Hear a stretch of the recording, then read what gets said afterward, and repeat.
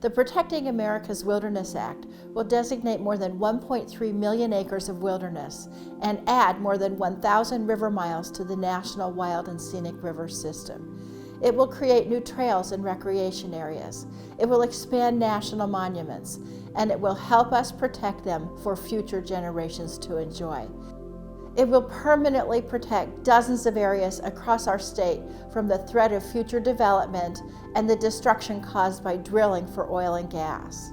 Protecting these areas will help grow Colorado's already thriving tourism-driven economy and further support our state's multi-billion-dollar outdoor recreation industry. This legislation combines 6 previously separate bills, all designed to protect more of our public lands in Colorado, California, and Washington. The San Gabriel Mountains, with their beautiful rivers, forests, and mountain trails so close to the density of Los Angeles, are a true gift for the millions who have little to no access to parks or green space. As our city grows and our climate changes, these untouched wildlands and habitats could disappear.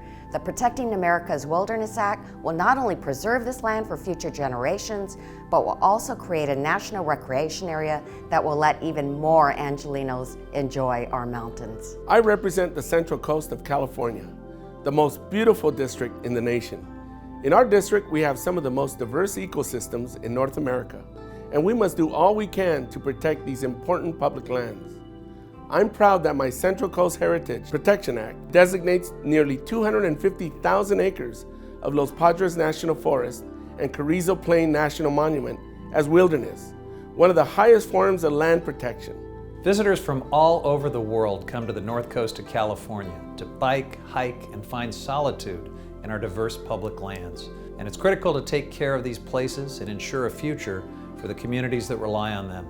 The Northwest California Wilderness, Recreation, and Working Forests Act reflects several years of work to engage diverse perspectives and needs. That unusually broad, creative approach to this bill sets this public lands legislation apart, and it's why we've garnered so much support locally and beyond.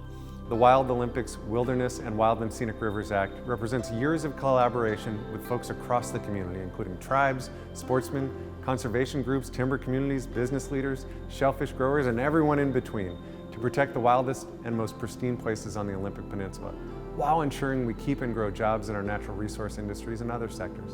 Where I'm from, in the Pacific Northwest, we understand that protecting public lands isn't just about saving these unforgettable places for future generations, but also protecting the high-quality jobs that come from its beauty and ruggedness for future generations as well.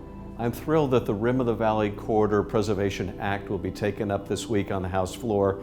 This is a project I've been working on for almost 20 years. It will more than double the size of the Santa Monica Mountains Recreation Area.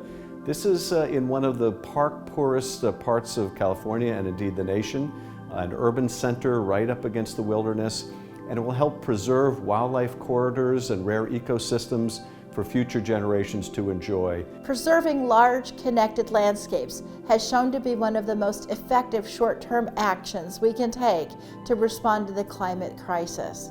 Public lands not only provide clean air and water, they offer critical habitat protections for threatened and endangered species. Future generations are relying on us to take steps now to protect our planet, and this bill will help us do that.